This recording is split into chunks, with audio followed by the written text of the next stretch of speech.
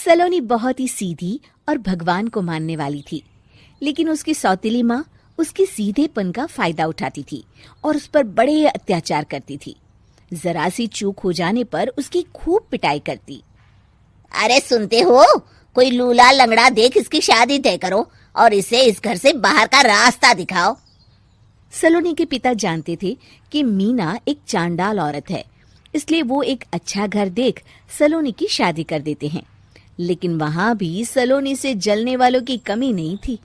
सलोनी की ननद निकिता उसे बिल्कुल पसंद नहीं करती थी। सलोनी, बात तो सुनो जरा। जी कहिए। आज शाम को मेरे बॉस खाने पर आ रहे हैं। ध्यान रहे उनकी खातिरदारी में किसी प्रकार की कोई कमी नहीं होनी चाहिए। जी आपने कह दिया, बिल्कुल वैसा ही होगा।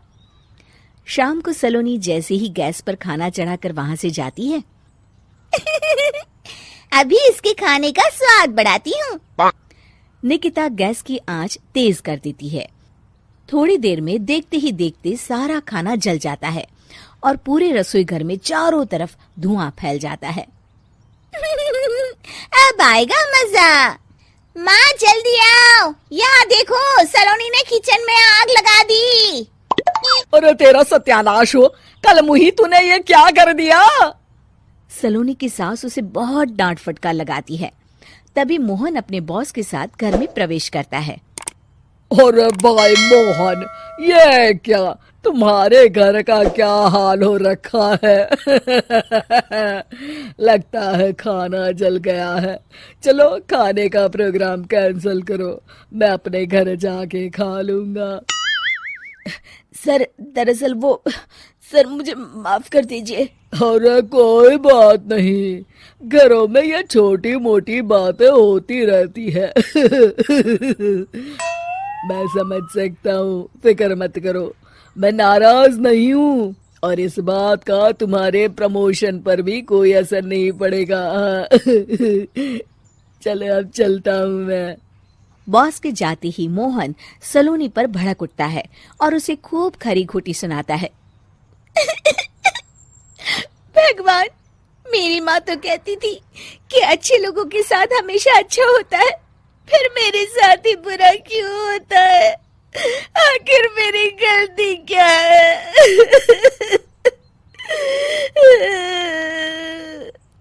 तभी आकाशवाणी होती है। बेटी, अब तुम्हें कोई दुख नहीं दे पाएगा। तुम्हारा बुरा सोचने वाले के मन की सारी बातें तुम पहले ही जान जाओगी। अगले दिन सलोनी निकिता को चाय देने उसके कमरे में जाती है। तब निकिता के मन में कुछ बातें चल रही थी। कल तो मैंने सिर्फ खाना जलाया था, अब तू देखती जा सलोनी, तेरा इस घर में जीना हराम कर दूंगी। अच्छा, तो ये बात है, अब इसे सबक सिखाना ही पड़ेगा। कुछ दिनों के बाद, सलोनी, मेरे कपड़े जल्दी से प्रेस कर दो, ऑफिस के लिए देर हो रही है। सलोनी मोहन के कपड़ों के पास प्रेस गर्म होने के लिए रख देती है और अपने कमरे में चली जाती है। तभी हॉल में निकिता आती है। सलोनी चुपके से उसे देख रही होती है।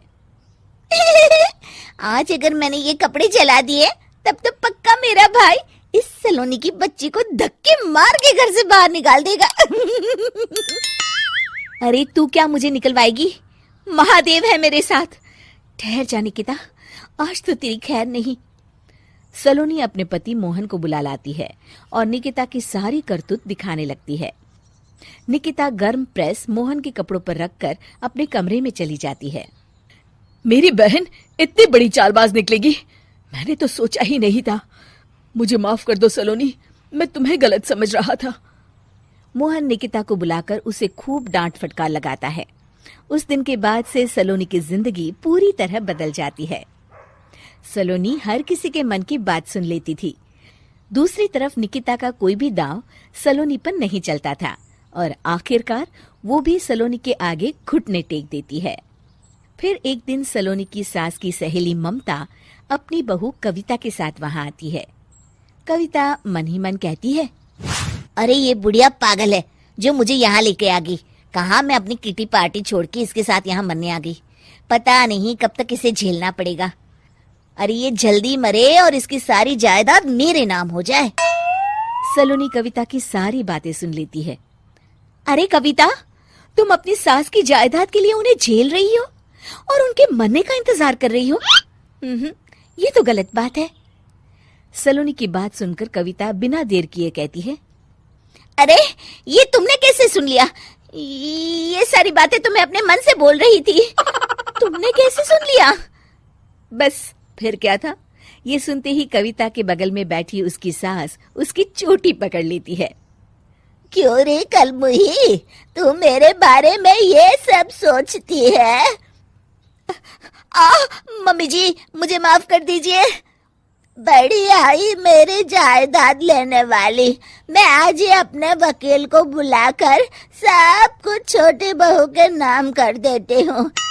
चल घर चल, आज तेरी अच्छी खबर लेते हूँ। इस तरह सलोनी लोगों के मन की बातें सुन लेती थी, लेकिन धीरे धीरे सलोनी को एहसास होता है कि उसके आसपास के सारे लोग एक दिखावे की जिंदगी जीते हैं और सब एक दूसरे के बारे में बुरा ही सोचते हैं। हे भगवान, दुनिया में कैसे लोग हैं?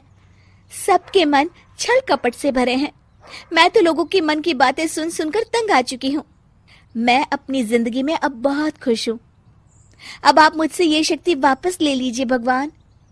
इस तरह भगवान सलोनी को दी हुई शक्ति वापस ले लेते हैं और सलोनी एक आम जिंदगी जीने लगती है।